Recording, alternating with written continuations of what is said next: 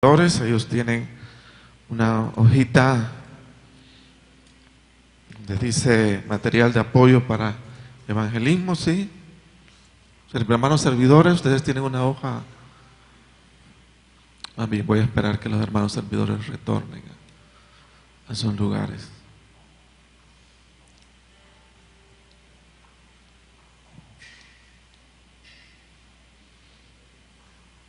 Hermanos servidores, ustedes tienen una hojita donde dice material de apoyo para evangelismo. Vamos a repartirla a todos en esta mañana. Háganme el favor de repartir, que no le queden, hermanos servidores. Si le quedaron, no hicimos bien el trabajo. No nos tiene que quedar ni uno solo.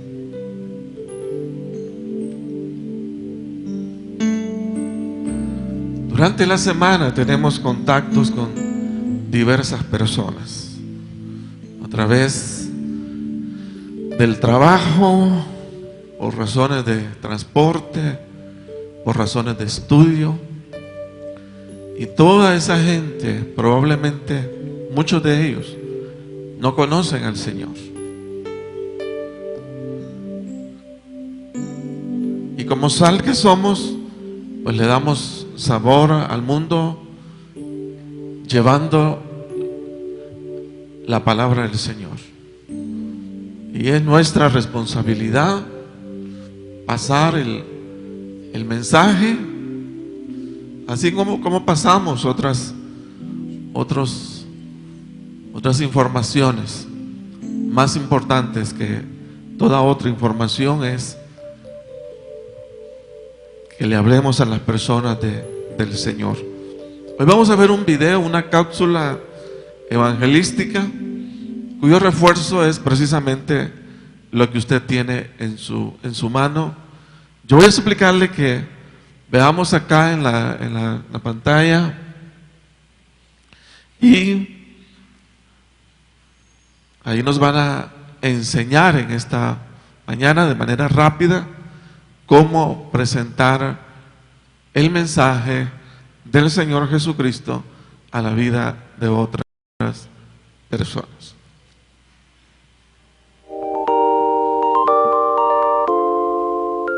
Una buena forma de comenzar es por medio de dos preguntas. Si hoy te murieras, ¿a dónde irías? Y luego se hace la siguiente pregunta. Si Dios te preguntara, ¿por qué tengo que dejarte entrar al cielo?, ¿qué le responderías? Luego de esto se le puede explicar la llamada Ruta de los Romanos. La Ruta de los Romanos es una cadena de versículos claves para poder guiar a otra persona a salvación. Memorice los siguientes versículos y comparta esta ruta con alguien durante la semana. Por favor, tome nota. 1. El pecado del hombre. Esto lo encontramos en Romanos 3:23, donde dice: pues todos han pecado y están privados de la gloria de Dios.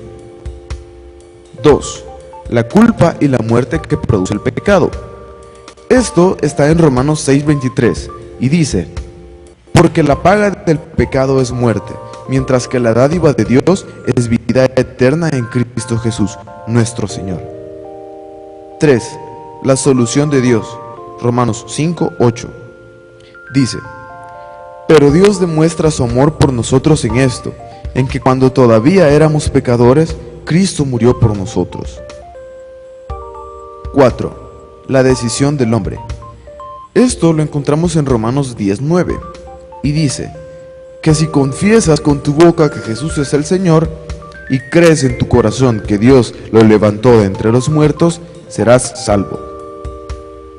5. La seguridad de la salvación. Romanos 8:1 dice: por lo tanto ya no hay ninguna condenación para los que están unidos a Cristo Jesús.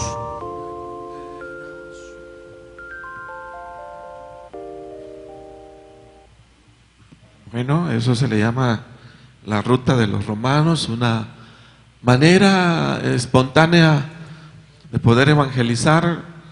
Básicamente 4 versículos bíblicos que usamos para poder llevar a las personas al Señor. Usted puede pues leerlo familiarizarse con este material y luego pues pedirle al Señor la oportunidad.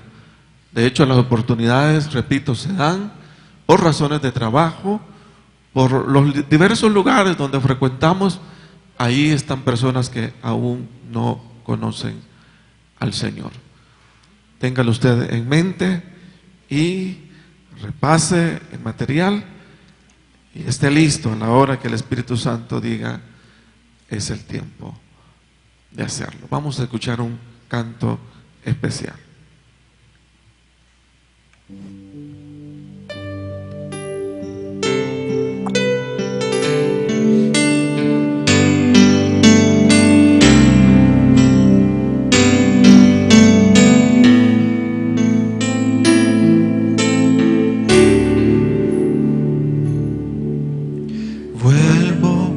Otra vez decepcionado, con un corazón cargado, lleno de angustia y dolor.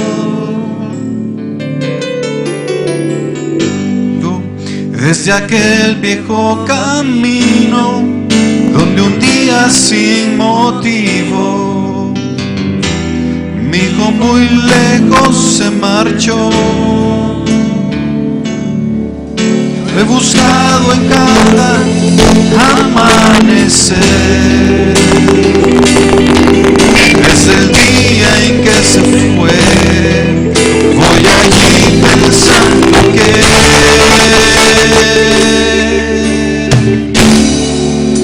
quizás hoy será el día en que regrese, quizás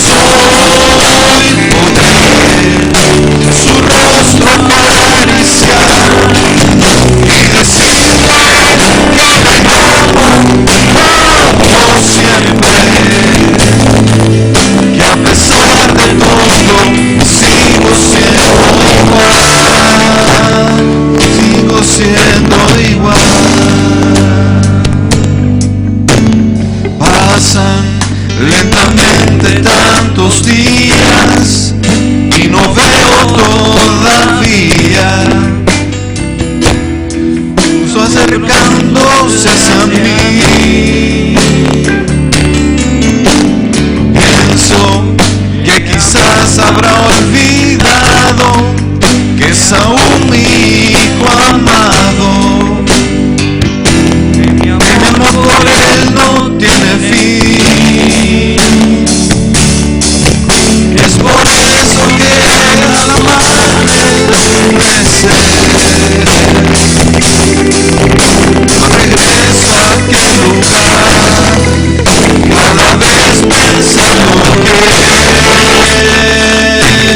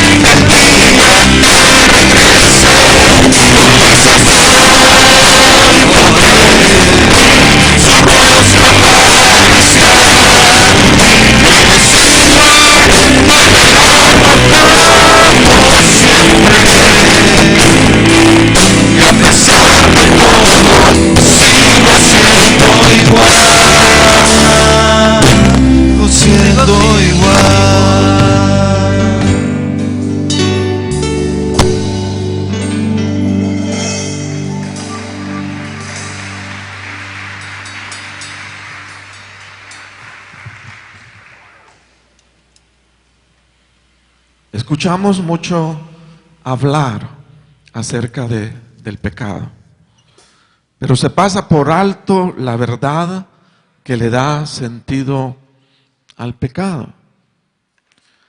Y es el hecho de que como seres humanos vivimos gobernados no solo por leyes físicas, sino también por leyes espirituales que nos rigen y que tienen que ser obedecidas.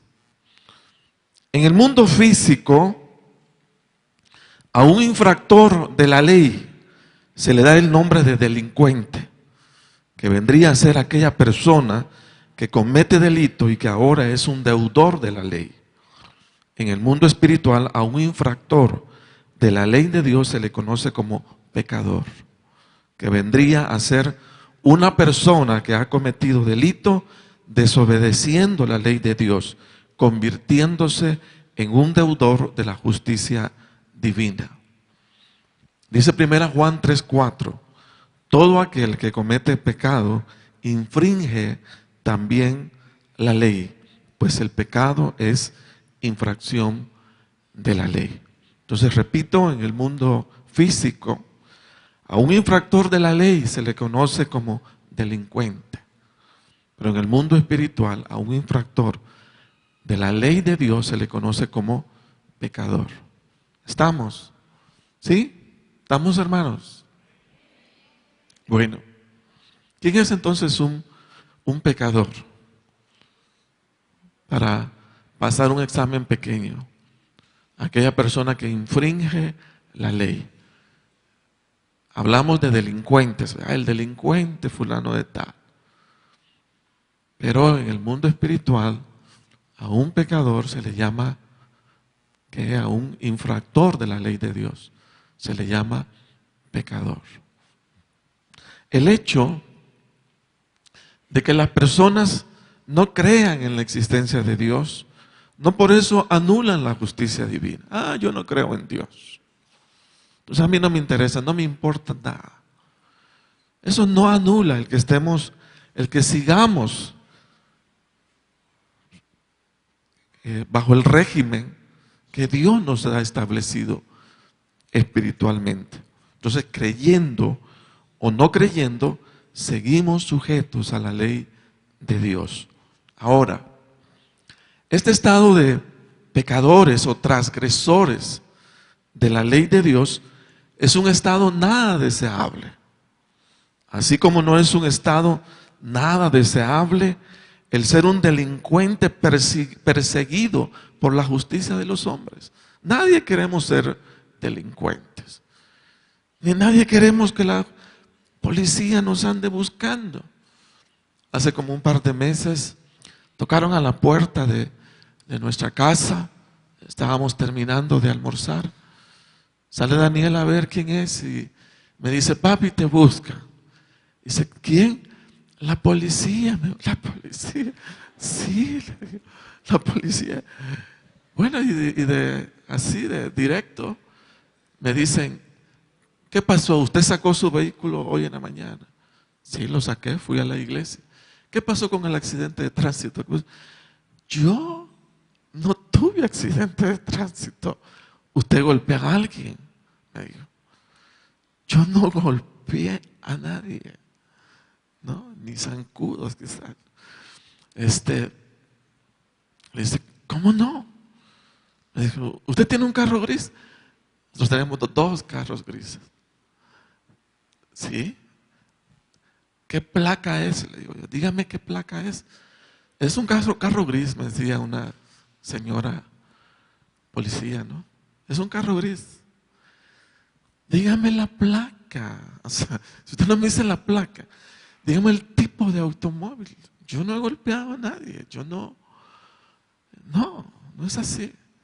¿Cómo no me dice? Pero le digo que yo no he golpeado a nadie.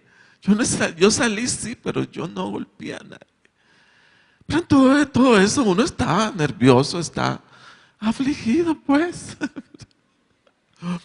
Y luego me dieron el dato de lo que yo les preguntaba. ¿Qué vehículo es? Me dice, es un vehículo Monza. Yo no tengo Monza, y me alegré. Es un vehículo que lo había vendido hace como 4 años. Y a mí la justicia me andaba buscando. Entonces, eso es sentirse, ¿verdad?, perseguido por la justicia de los hombres. Entonces, igual o aún peor es sentirse perseguido por la justicia de Dios. Dios nos persigue cuando hemos violentado, fíjese bien, sus leyes.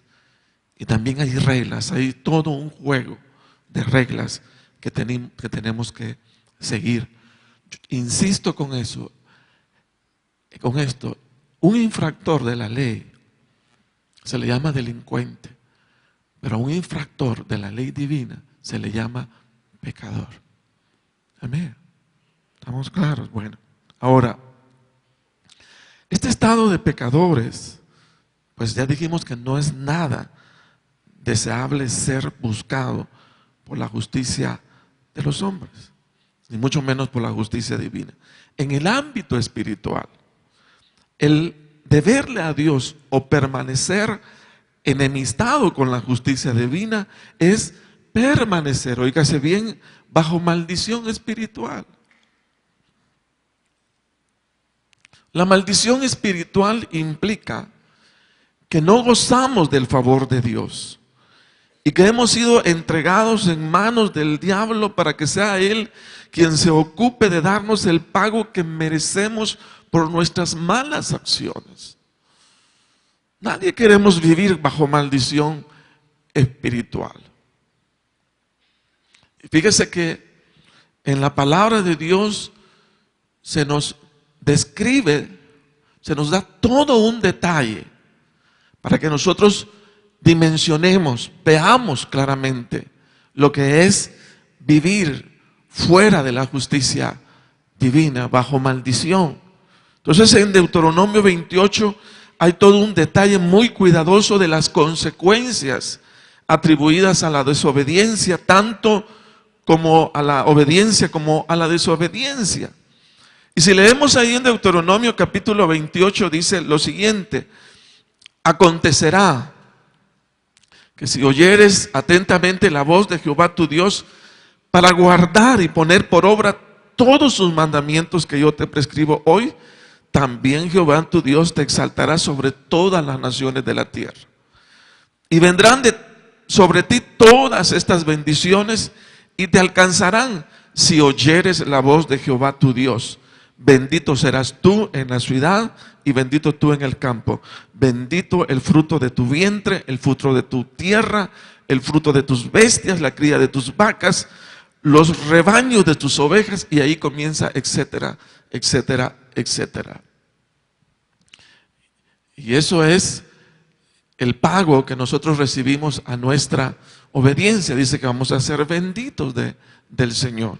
Pero también menciona lo que es la consecuencia a la desobediencia. Y dice: pero acontecerá si no oyeres la voz de Jehová tu Dios, para poder cumplir todos sus mandamientos y sus estatutos que yo te intimo hoy, que vendrán sobre ti todas estas maldiciones y te alcanzarán. Maldito serás tú en la ciudad y maldito en el campo. Maldita tu canasta y tu arteza de amasar. Maldito el fruto de tu vientre, el fruto de tu tierra, la cría de tus vacas y los rebaños de tus ovejas. Maldito serás tú en tu entrar y maldito en tu salir. Y Jehová enviará sobre ti toda la maldición, quebranto y asombro en todo cuanto pusieses manos e hicieres, hasta que seas destruido y perezcas pronto a causa de la maldad de tus obras por las cuales me habrás dejado. Jehová traerá sobre ti mortandad hasta que te consuma de la tierra a la cual entras para tomar posesión de ella. Jehová te herirá de tisis, de fiebre, de inflamación, de ardor, con sequía, con calamidad repentina, con añublo, significa palidez, y te perseguirán hasta que perezcas, etcétera, etcétera, etcétera. Entonces ahí hay todo un detalle de la forma, fíjese bien, cómo se va a manifestar una maldición o vivir en maldición fuera del ámbito, cuando se vive fuera del ámbito de la voluntad de Dios. Ahora, en el Nuevo Testamento se menciona de un hombre paralítico que fue llevado por 4 hombres delante del Señor para ser sanado. Cuando este hombre estaba frente al Señor, en lugar de decirle, sé sano, le dijo, hijo, tus pecados te son perdonados. Y mencionadas estas palabras, aquel paralítico recibió, óigase bien, su sanidad. Dice la palabra, entonces vinieron a él unos trayendo un paralítico que era cargado por 4. Y como no podían acercarse a él a causa de la multitud, descubrieron el techo de donde estaba y haciendo una abertura bajaron el lecho en que yacía el paralítico. Al ver Jesús la fe de ellos, dijo al paralítico, tus pecados te son perdonados. Estaban ahí sentados algunos de los escribas, los cuales cavilaban en sus corazones. ¿Por qué habla así? Blasfemia, dice. ¿Quién puede perdonar pecados? Sino solo Dios. Y conociendo luego Jesús en su espíritu que cavilaban de esta manera dentro de sí mismos, les dijo, ¿por qué caviláis así en vuestros corazones? ¿Qué es más fácil decir al paralítico, tus pecados te son perdonados? O decir, levántate, toma tu lecho y anda. Pues para que sepáis que el Hijo del Hombre no tiene potestad en la tierra para perdonar pecados,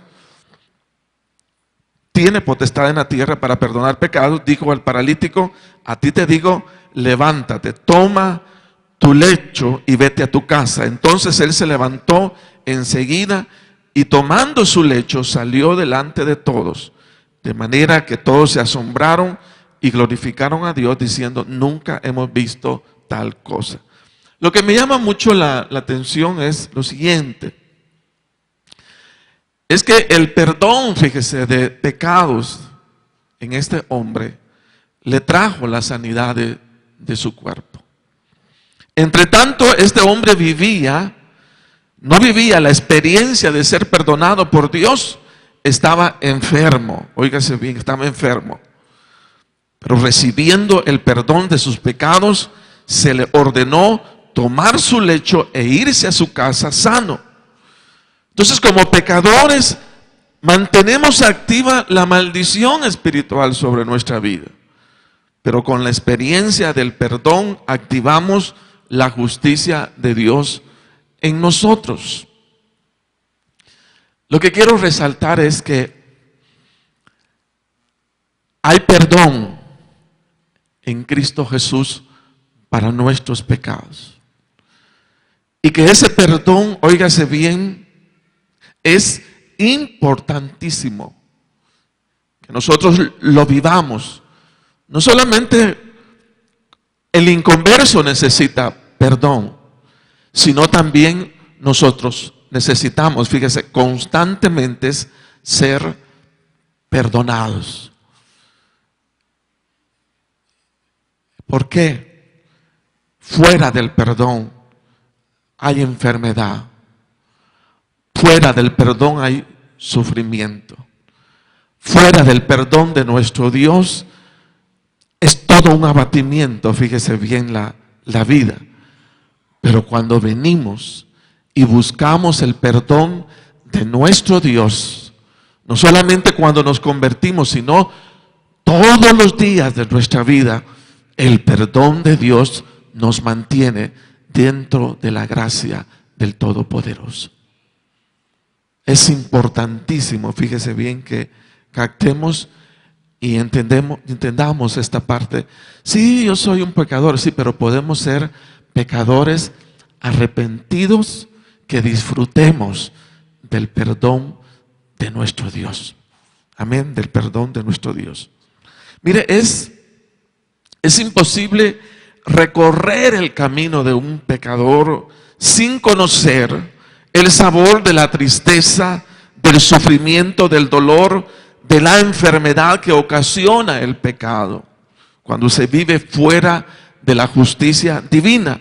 Todos hemos escuchado del patriarca bíblico Noé. Dice que Noé fue salvado del diluvio junto con toda su familia. Pero a este hombre un día se le ocurrió hacerse un jugo de uvas, sin pensar que el efecto del mucho jugo le iba a alborotar su mente. Y ese hombre dice que se embriagó, ¿verdad?, totalmente en su tienda. Y todos conocemos el relato que uno de sus hijos entra, lo mira desnudo. Algunos escritores hablan incluso de cosas que pasaron entre ellos, pero no hay ninguna seguridad. Pero aquel vino que este hombre tomó, aquella embriaguez, trajo vergüenza sobre él y maldición sobre uno de sus nietos. Y por medio de ese nieto, Canaán, dice que la maldición cayó sobre varias generaciones de personas. Jamás pensó que un solo vaso de vino iba a traerle tanto problema, tanta dificultad. Un solo vaso de vino. Entonces las secuelas del pecado resultan ser tristes, dolorosas, humillantes, llenas de mucho remordimiento. Dice que fueron 9 años de su vida. Quizás los 9 años consideraron los más productivos de su vida particular. Pero lastimosamente esos 9 años los pasó en la prisión. Y no solo en la prisión, sino en el pabellón de los condenados a muerte. David Mason dijo: tuve que contemplar mi muerte durante 9 años. 9 años para comprender el dolor que causé. 9 años para aceptar mi responsabilidad por crímenes cometidos. Y 9 años para sentir remordimiento por lo que hice. David Mason, quien había estrangulado a 5 personas, pagó su deuda a la sociedad en la cámara de gas un día, martes 24 de agosto. Joven todavía, terminó sus días con fuertes sentimientos encontrados. Por un lado, lamentando su vida perdida, pero por el otro, dando gracias a Dios que había hallado la salvación de su alma. Porque durante 9 años se encontró a Dios y comprendió la gran realidad ineludible de la justicia humana, pero también de la justicia divina. No podemos tener contacto con el pecado sin esperar que vengan las consecuencias. Dice la palabra lo siguiente: mas si así no lo hacéis, he aquí habréis pecado ante Jehová, y sabed, dice, que vuestro pecado os alcanzará. Bajo este contexto, óigase bien, del que venimos hablando, es fácil entender la sabiduría detrás del primer salmo de la Biblia, cuando dice: bienaventurado el varón que no anduvo en consejo de malos, ni estuvo en camino de pecadores, ni en silla de escarnecedores se ha sentado, sino que en la ley de Jehová está su delicia, y en su ley medita de día y de noche. Será como árbol plantado junto a corrientes de agua, que da su fruto en su tiempo y su hoja no cae, y todo lo que hace prosperará. No así los malos, que son como el tamo que arrebata el viento. Por tanto, no se levantarán los malos en el juicio, ni los pecadores en la congregación de los justos, porque Jehová conoce el camino de los justos, mas la senda de los malos perecerá. Amén. Entonces es fácil entenderlo. ¿Por qué no hacemos una cosa en esta mañana?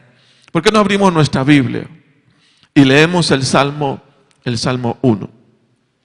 Todos.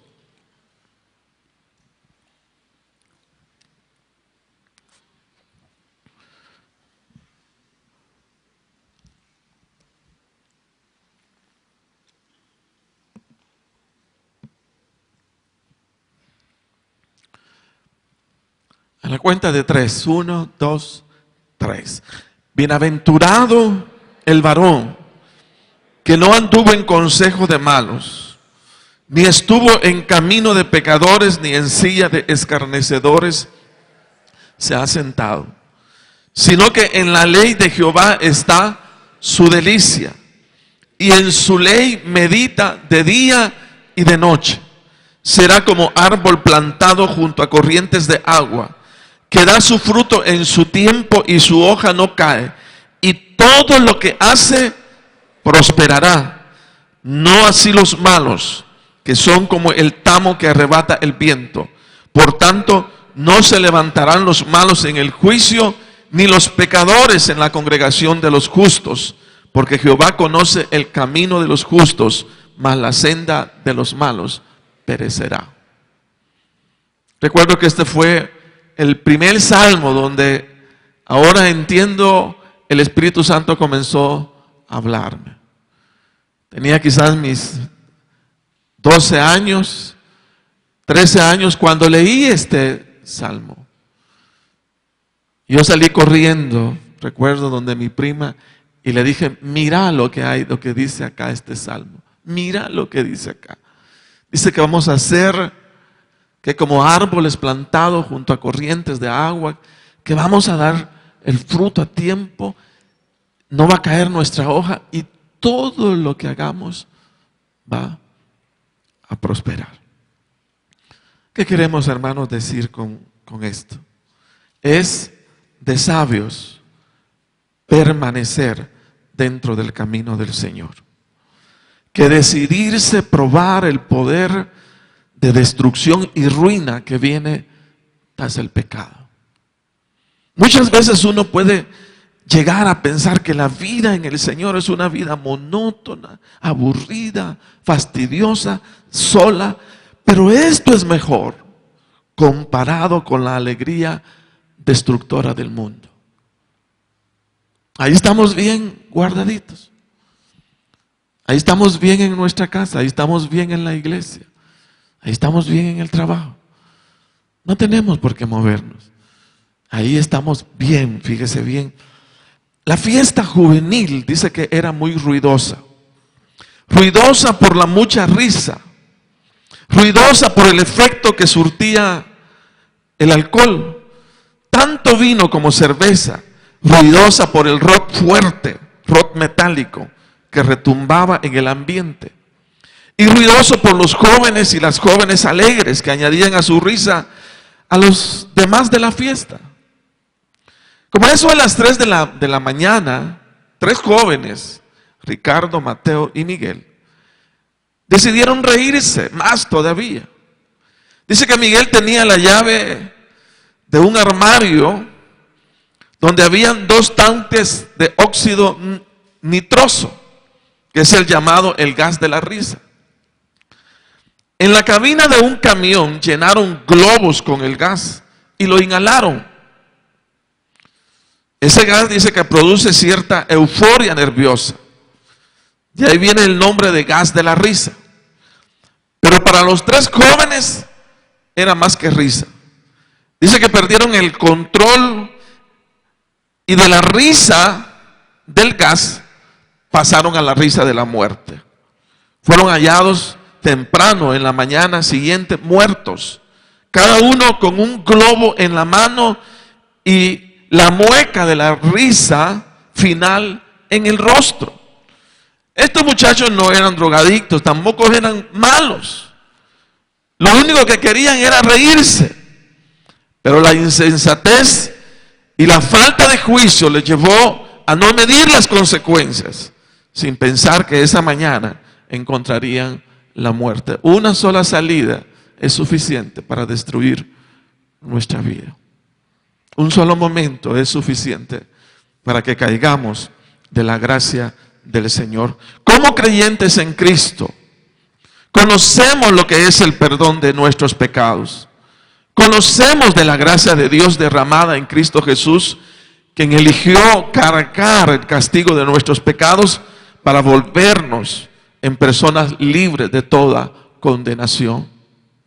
Mire, ¿sabe qué dice la palabra? Bienaventurado aquel cuya transgresión ha sido perdonada y cubierto su pecado.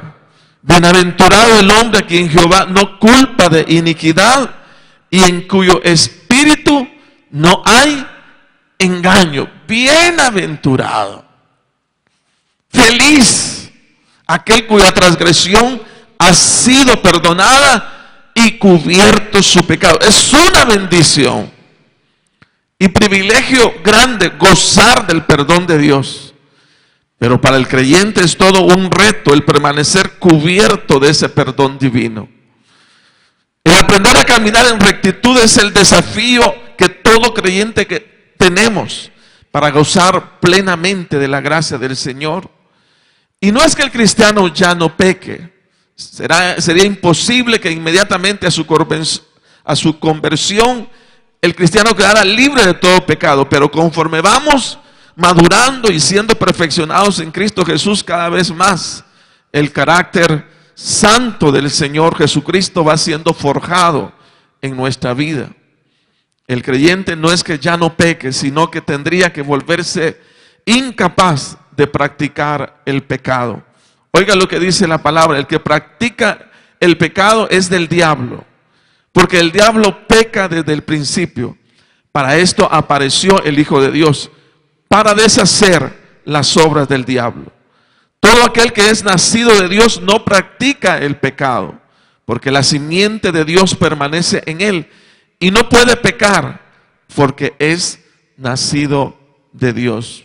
Es difícil decir que no pecamos como creyentes, como cristianos, pero la que la palabra de Dios dice es que ya no practica el pecado, y ese es el punto de diferencia. Ahora, cuando el creyente se ve impulsado a practicar el pecado, desprecia la gracia de Dios y como tal enfrenta duras consecuencias.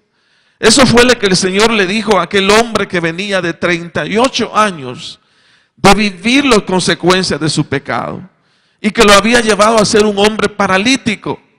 Dice la palabra en San Juan 5 que cuando el Señor lo buscó en medio de otros enfermos y le preguntó si deseaba ser sano, el Señor terminó sanándole, pero antes le dijo unas palabras de prevención.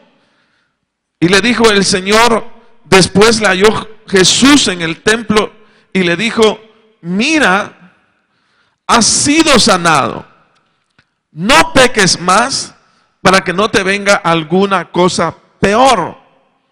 Y al respecto, no es que Dios sea malo y que se te detenga para afinar su castigo, sino que el pecado abre las puertas al diablo y el diablo le apasiona totalmente la idea de ver a un creyente en Cristo humillado, derrotado, destruido. Esa es la alegría de Satanás: vernos humillados, derrotados, destruidos. Por eso la prevención del Señor Jesucristo es válida. Dice: no pecas más para que no te venga alguna cosa peor. Entonces, como personas sanadas y perdonadas en Cristo, nos toca levantar un proyecto personal de santidad y buscar vivir lejos de todo aquello que ofende al Señor, porque corremos el grave peligro o riesgo que, perseverando en el pecado, venga sobre nosotros un dolor mayor al dolor que probablemente ya hayamos vivido.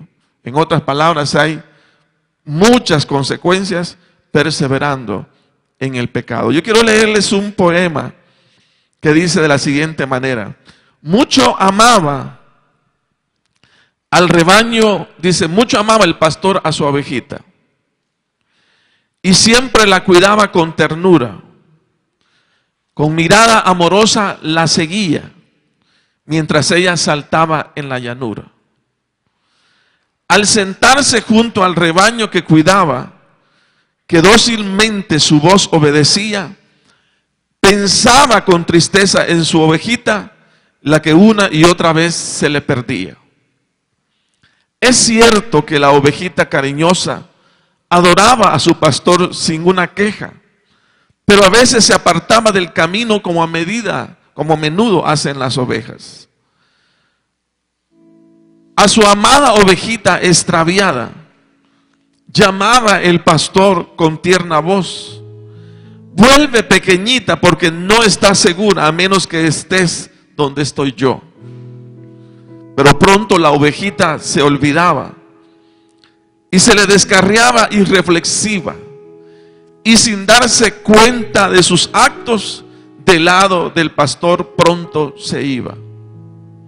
Hasta que un día, con bondad y tino, tomó el pastor su vara con firmeza, y lo que él hizo entonces parecía algo cruel a los ojos de la oveja. Tan fuerte fue el golpe de la vara que le quebró una pata a la ovejita, y la dejó cojeando por el prado donde antes saltaba espigadita.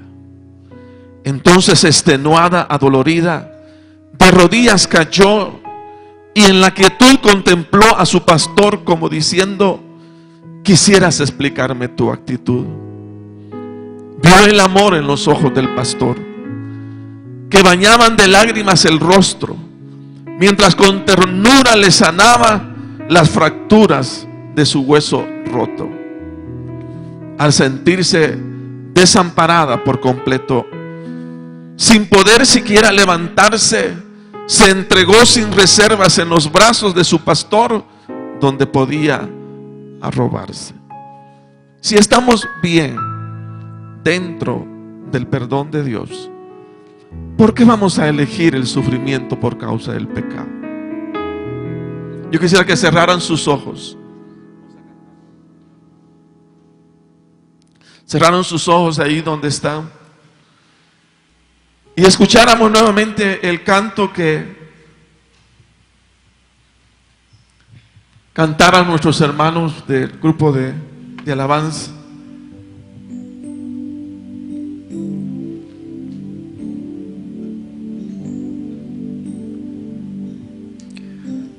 Vuelvo otra vez decepcionado, con un corazón cargado, lleno de angustia y dolor. Vengo desde aquel viejo camino, donde un día sin motivo mi hijo muy lejos se marchó. Lo he buscado en cada amanecer, desde el día en que se fue. Voy allí pensando que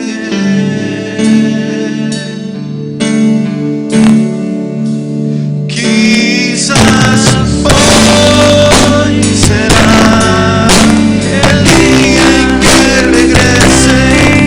Quizás hoy podré su rostro acariciar y decirle que me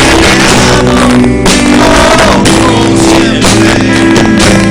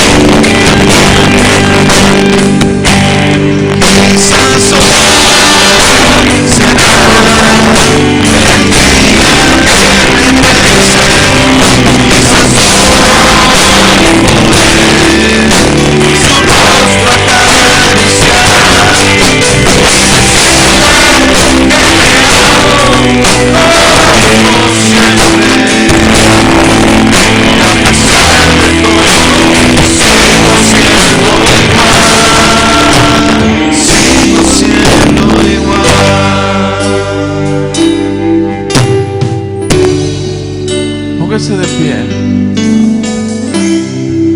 Quiero decirle que toda la bendición que usted tiene en su casa, tiene alimento, tiene techo, tiene vestido, tiene transporte, tiene calzado.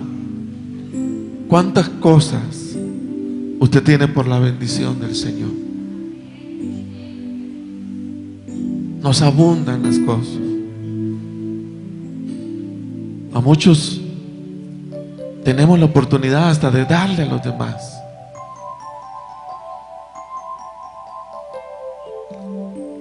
Pero no en todos los hogares ni en todas las personas es así. Aún con las limitantes, pero al creyente la generosidad le abunda. ¿Y eso por qué fue? Porque un día llegó el perdón de Dios en nuestras vidas. Y el Señor nos sanó. No hay que volver. No se puede volver.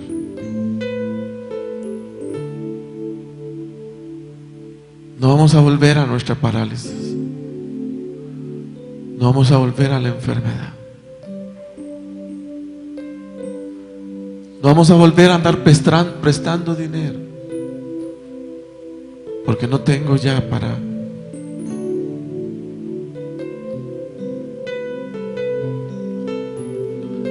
Dice que todo eso lo hace el perdón de nuestro Dios, porque estamos perdonados, porque el Señor nos sanó. Pero si no retornamos, si retornamos, dice que Él quiebra el hueso para hacernos volver. El pecado es destrucción y es ruina. Y donde abunda el pecado, allí no hay gracia del Señor Jesús. Por eso en esta mañana hay que volver al Señor, hay que volver a Cristo, hay que volver a la ruta que hemos conocido de parte del Señor y sentirnos seguros en ella. Tu casa, tu trabajo, tu iglesia es más que suficiente. Amén. Yo quiero en esta mañana, entre tanto los hermanos oran, hacer un llamado a aquellas personas que aún no tienen un encuentro personal con el Señor Jesucristo.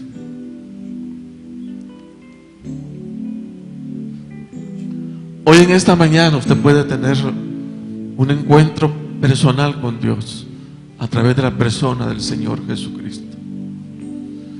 Y la razón de, bueno, ¿yo por qué? Porque dice la palabra que por cuanto todos pecamos y estamos destituidos de la gloria de Dios, y necesitamos reconocer que le hemos fallado al Señor y venir al Señor para el perdón de nuestro pecado. Usted me dirá, pero yo nunca he pecado. Usted conoce los 10 mandamientos, nunca los ha fallado, siempre los ha cumplido. Todos fallamos, pero este es el día para usted. Quizás alguien desee retornar al Señor, volver al Señor, reconciliarse con el Señor.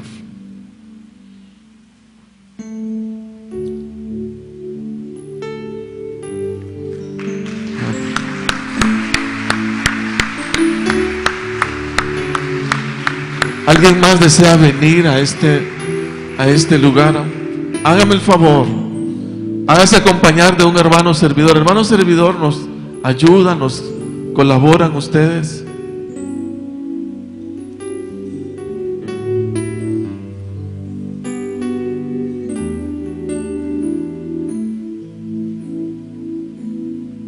Dice que el reino de Dios sufre violencia y los violentos lo arrebatan. Necesitamos valor para venir y presentarnos delante del Señor a decirle: Dios, necesito tu perdón conmigo.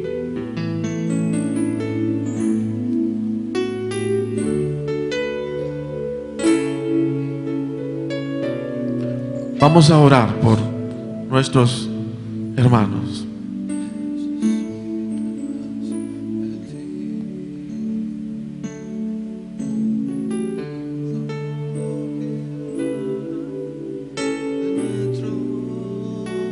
Pido que extendamos nuestras manos hacia ellos y oremos.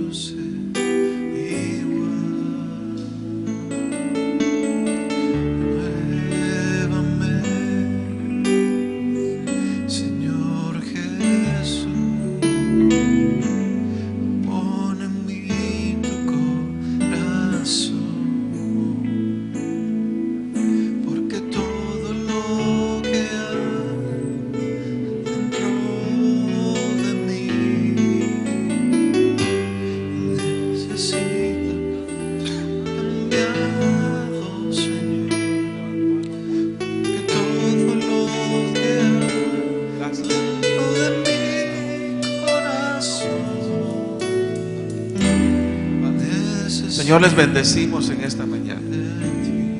Oramos, Dios, por ellos, para que tú, Señor, les des fuerza, les des valor, Señor. Y en el nombre de Jesús, pedirte, Dios Todopoderoso, que los lleve, Dios, en ese camino de rectitud, Señor. En el nombre de Jesús. Gracias, Dios eterno. Gracias, Espíritu Santo. Te alabamos, te bendecimos, te adoramos. En el nombre de Jesús. Amén y amén. Pueden pasar. Le damos un aplauso a nuestro Dios.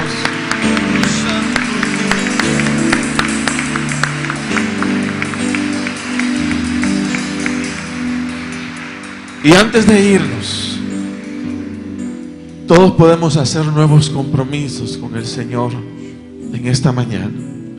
Que nos dé el valor para ser fuertes y caminar en sus caminos. Amén. Porque no venimos a este lugar y le decimos: Señor, ayúdanos, bendícenos, danos la fuerza, Dios Todopoderoso. ¿Quieren unirse conmigo para clamar al Señor? Amén.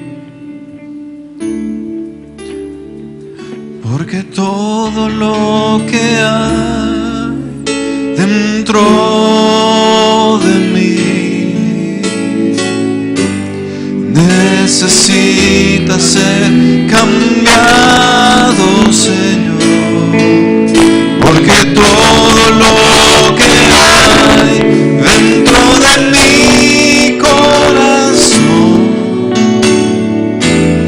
necesita más de ti. Porque todo lo que hay dentro de mí necesita ser cambiado, Señor.